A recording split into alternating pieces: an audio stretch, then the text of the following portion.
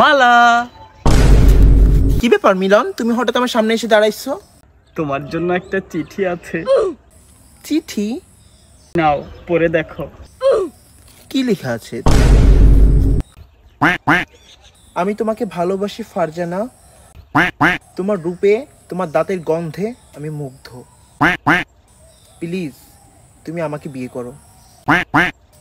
এগুলো কি মিলন? এটা বিয়ের প্রস্তাব মালা।